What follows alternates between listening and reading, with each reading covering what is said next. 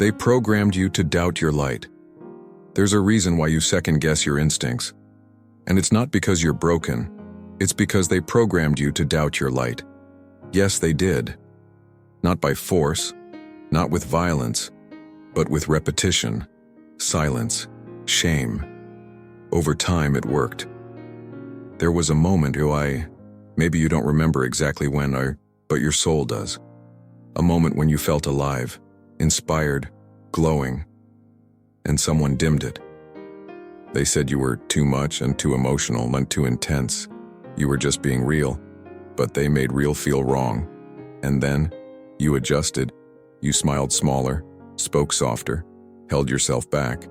Not because you wanted to, but because the system taught you that your truth was inconvenient, that your power made people uncomfortable, that shining might make you unlovable. Here's the twist no one told you. They didn't erase your light. They convinced you it was dangerous. They made you afraid of your own brilliance. But that fear is not yours. That hesitation, that inner voice that whispers, "Who do you think you are?" That's not your soul speaking. That's your programming. A learned reflex to shrink, to edit, to second guess. Think of it like this. Imagine owning a lighthouse, one powerful enough to guide ships through storms, but being told to keep it covered with a blanket, just in case someone complains about the glare. You weren't taught to dim your light to protect others. You were taught to dim it so you'd be easier to control. And science backs this up. Dr. Bruce Lipton explains that your subconscious beliefs, the ones truly running the show, were installed before the age of 7, before you even knew what belief meant. They're not your truth. They're someone else's code, playing on repeat, shaping every thought, every hesitation, every time you hold back. So even when your light starts to rise again, even when you feel that fire returning, the echo of that conditioning kicks in. What if I'm wrong? What if I fail? What if they laugh? That's not fear of failure. That's fear of your own power. But here's what changes everything. Your light never left. It's still there. Underneath the noise, beneath the doubts, behind the curtain they drew over your soul. And in this video, we're not just talking about it. We're going in. We're going to uncover the exact patterns that made you fear your light, and how to rewire the voice inside you so your light becomes your compass again, not your guilt. So stay with me. If this message is stirring something inside you, if you've felt this inner tension between who you are and what the world allowed you to be, then this isn't just a video, it's a remembering. If this theme speaks to you, go ahead and subscribe to the channel now. Walk this path with me. But don't wait. Don't let this moment pass unnoticed. Because now we'll go even deeper. We'll revisit the moment when the dimming began. That first crack in your light. The moment you started editing your truth. And once you see it clearly, something within you will start to rise. The moment you were taught to dim yourself. There's a silence that lives inside people, not because they have nothing to say, but because once they said something and were shut down, laughed at, judged, punished. That silence? It didn't begin as silence. It began as light. You might remember it, or maybe not with your mind, but your body remembers. That one moment, a childhood afternoon, a family gathering, a classroom. You felt something true. Maybe it was joy or creativity or insight. You spoke it. You lived it. And someone you trusted looked at you and made it wrong. Too loud, too emotional, too intense, too dramatic, too much. So you began to edit yourself, piece by piece. Not to grow, but to survive. Because deep down something in you believed, if I shine too bright, I won't be loved. If I'm fully myself, I'll be left behind. But what if the most powerful truth was hiding where you never thought to look? Let's go deeper. This dimming didn't start in adulthood. It started when your nervous system was still learning what safety meant. And if the cost of safety was self-denial, you paid that price over and over until dimming became automatic. and shining felt like a threat. Let me give you an image. Imagine a bright candle held in a child's hands. The flame is alive, dancing, fearless. Then one day someone says, "Don't hold it like that. It's dangerous. People will stare. That light could hurt someone." So the child, scared of being wrong, scared of being rejected, cups their hands around it. They protect it. They shrink it. And over time, they forget they were ever the flame. But here's the truth. You were never too much. You were just surrounded by people who were too disconnected to hold your light.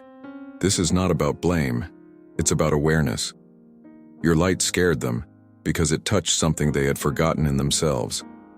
And so they silenced yours, thinking they were protecting you, but really they were repeating their own wound. Let me give you a modern lens to this ancient wound. Think about how we praise conformity in childhood. Be quiet. Sit still. Don't talk back. Now think about the adult you, struggling to speak up, afraid to take space, hesitating to express joy. This isn't a coincidence. It's a code.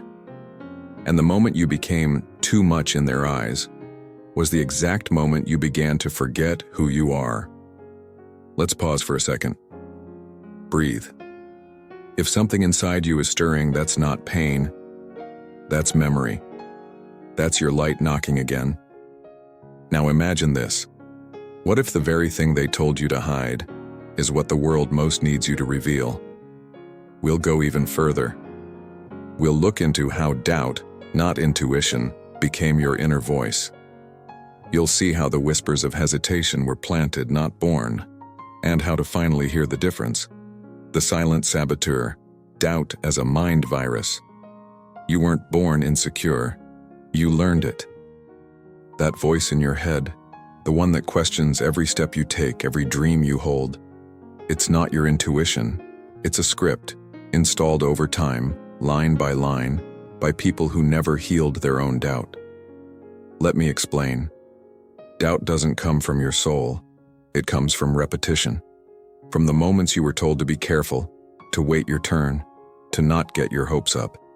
And every time you believed it, that message got coded deeper.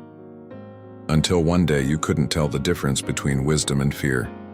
But what if that hesitation wasn't your own voice at all? Let's use a metaphor that lives in your daily life. Imagine you've installed antivirus software on your computer. It's meant to protect you, to scan for danger. But what if that antivirus suddenly started flagging your creativity as a threat? What if it started blocking your joy, your ambition, your light? That's what doubt does. It hijacks your inner system. Not because it's evil, but because it was programmed by someone else's fear. And neuroscience confirms it. Joe Dispenza teaches us that neurons that fire together, wire together. That means the more you repeat a thought, the more that thought becomes a belief, and eventually your reality. So if your environment kept reinforcing self-doubt, your brain shaped itself around it. Not because it was true, but because it was repeated. Let's go even deeper. Think about this. How many times have you had an inspired idea, and then immediately felt that wave of hesitation? That sharp inner whisper, who do you think you are? What if you mess it up? You're not ready. That voice isn't sacred. It's not your higher self.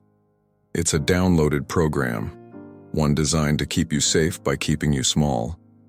But here's the process. Once you see doubt for what it is, not a compass, but a virus, you stop negotiating with it. You stop giving it your power. You don't have to fight it, you just have to stop believing it. Pause now, close your eyes if you wish, and ask yourself, when was the first time I felt doubt take root in me? Whose voice was it really?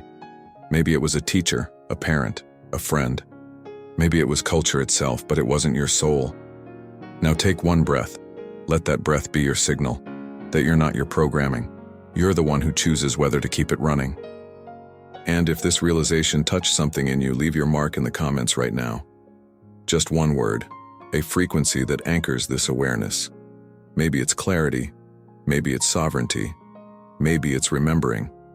Choose the word that feels most alive for you in this moment. Share it, speak it, claim it. Because next we'll explore something even more subtle: how guilt was wired into your light.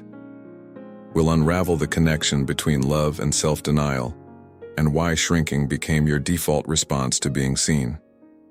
The guilt frequency: why you shrink to be loved. What if guilt was never yours to carry? What if every time you held back your truth, it wasn't humility, it was fear wrapped in the disguise of belonging?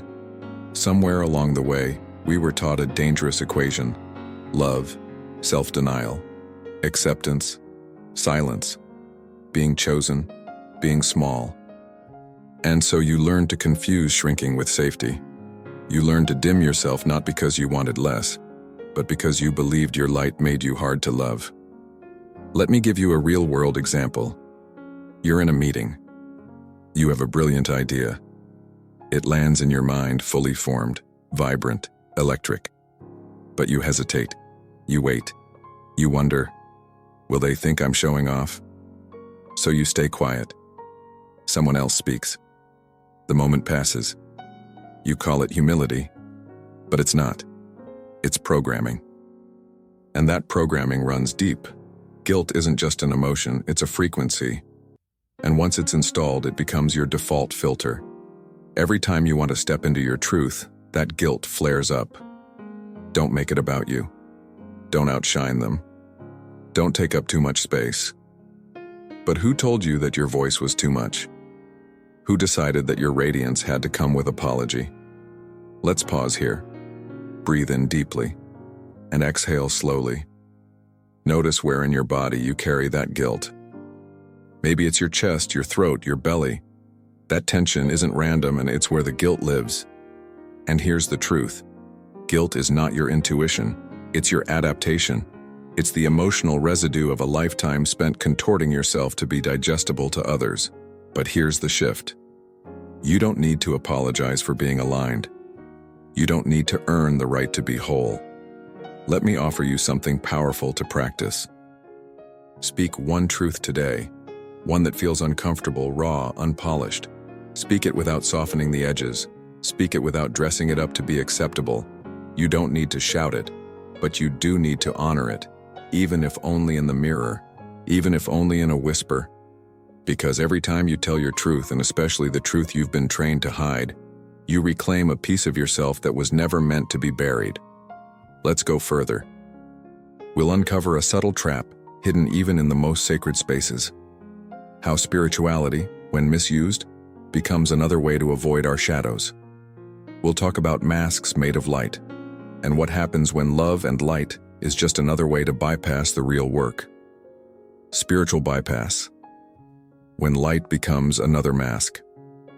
There's a kind of mask that doesn't look like hiding. It glows, it smiles, it says all the right words: love, alignment, peace. But underneath, there's unprocessed grief, anger, shame. And that mask? It's made of light. In the spiritual world, there's a silent temptation to use the language of awakening to avoid the actual process of awakening. We talk about frequencies and the universe and higher selves, but meanwhile, we're still afraid to feel, still afraid to confront, still afraid to bleed a little in the name of truth. Let me give you a metaphor you won't forget. Lighting a candle in a messy room doesn't clean it.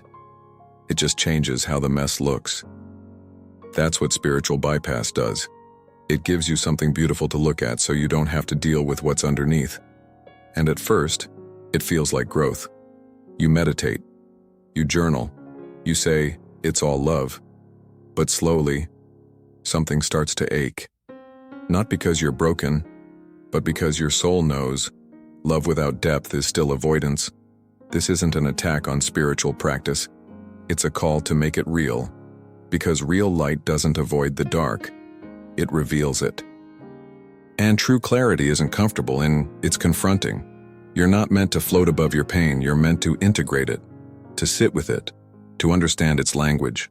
Because beneath every emotional storm is a message your soul is trying to deliver. And when you suppress it with mantras and positive affirmations, you delay the actual alchemy. Let me give you a modern-day version of this. Someone says, everything happens for a reason, while their voice trembles from the trauma they haven't named. Another says, I've forgiven them, but their body tightens every time the past is mentioned. This is not healing. This is decoration. Pause for a moment. Ask yourself, have I used light to hide? Have I avoided the depth because it felt too messy, too much? You're not alone in that. We've all done it. Because real spiritual work is raw. It's sacred, but not sterile. And the light you carry is not here to help you escape. It's here to guide you through. Let that truth settle. Now we'll enter a very different dimension of this programming.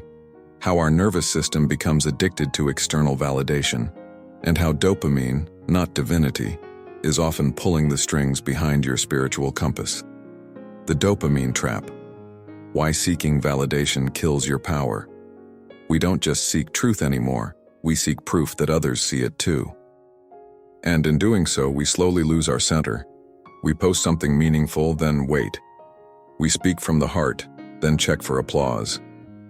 And when it doesn't come, something inside flickers. Was I wrong to share that? Did I go too far? Should I pull back? That flicker? That's not intuition. That's dopamine withdrawal. Dopamine, the neurotransmitter of reward, doesn't care about authenticity. It cares about approval. It doesn't measure how aligned you are. It measures how liked you are. And over time, the more we feed on that external affirmation, the more disconnected we become from our inner guidance. Not because we're shallow, but because our nervous system got rewired to associate being seen with being safe. Let me give you a clear example. You post something vulnerable, raw, deeply real, and when no one responds, your body tightens. Not because it wasn't true, but because the system trained you to value response over resonance. This is how we begin to abandon ourselves, not in big dramatic ways, but in 1,000 tiny edits, each one saying, let me shrink this, let me tweak that, let me post what I think they want to hear. But you can't follow your path if you're addicted to applause. You can't access your real voice if you're constantly translating it for public approval. And most of all, you can't hold your light if your hands are too busy refreshing the screen. Here's the process. The brain is programmable, and what was programmed can be repatterned. Dopamine is not your enemy, but if you let it lead, it will shape your choices around approval, not alignment. And this matters because a soul guided by dopamine is a soul stuck in performance mode. Pause now. Breathe. Notice if this hits close to home. What happens in your body when no one responds to your expression? Do you question its worth? Do you delete it? Do you silence yourself? This next part may feel radical, but take it in. Try going 24 hours without checking reactions to anything you share. No metrics, no likes, no comments, just your inner knowing and the courage to let it be enough. Let this be a reset, not to prove anything, but to remember that what's real doesn't need permission. And your frequency? It's valid, even if no one else claps.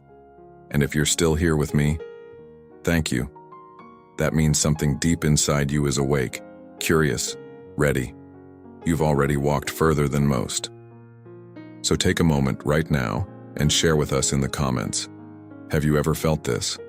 This push and pull between your truth and the world's validation? Your story could help someone else recognize theirs. And if this space is resonating with you, subscribe now. Be part of this movement. This is not just a channel, it's a remembering, a reconnection, a path we walk together. Now let's go further. We step into the power of choice, and how even though you can't delete the past, you can rewrite the code.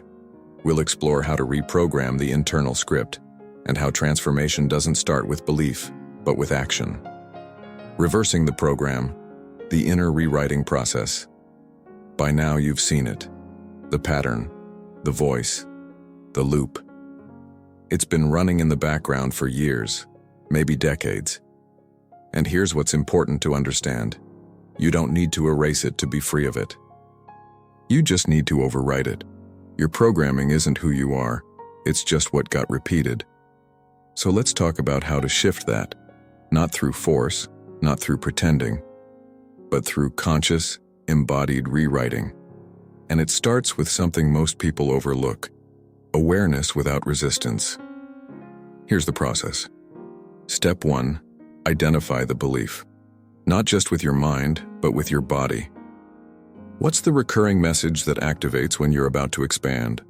Maybe it's, "I'll be judged," or "They'll leave," or "I'm not ready." That phrase, the one you hear every time you're about to rise, that's your code. You don't need to fight it. Just name it. Witness it. Step 2, trace the source. Where did this voice come from? Whose energy does it carry? Sometimes it's a parent. Sometimes it's school. Sometimes it's the collective. But one thing is certain: it didn't originate in your soul. It was learned. And what is learned can be unlearned. Step 3, replace it with an anchored action. Not a thought, not an affirmation, but an action. Because the brain doesn't rewire through hope. It rewires through experience. Let me give you a metaphor. Imagine your subconscious mind like an old VHS tape. You can't remove the old recording, but you can tape over it. Every time you take an action that contradicts the old belief, you record a new image. Every time you speak, even when you're afraid. Every time you show up without editing your truth. Every time you choose alignment over approval, you lay a new frame. And slowly the old one fades. But don't expect instant erasure. This is a process of layering. And each layer says, "I choose now. I choose presence. I choose my frequency, not the one they gave me." Pause. Breathe into that. This isn't about becoming someone new. It's about returning to who you were before the doubt, before the dimming, before the edits. And you might be wondering, how do I know it's working? Here's how. You'll feel a quiet confidence, not loud, not flashy, but rooted. You'll stop needing proof to trust yourself. You'll stop asking for permission to be whole. And one day, without even noticing, the old voice will speak, and you simply won't believe it anymore, because it will no longer feel like you. Let's go further. We'll explore what happens when you fully reclaim your radiance, and why shining isn't about being seen. It's about becoming the signal for others to remember their own light. Reclaiming radiance, the courage to shine again. There comes a moment on every healing path when hiding no longer feels safe. It just feels suffocating. Not because the world suddenly changed, but because you did. Because your soul got louder than your programming. And now, your light is rising. But here's what no one tells you. The moment you start shining again, resistance doesn't disappear. It shows up stronger. Not because you're wrong, but because you're getting close.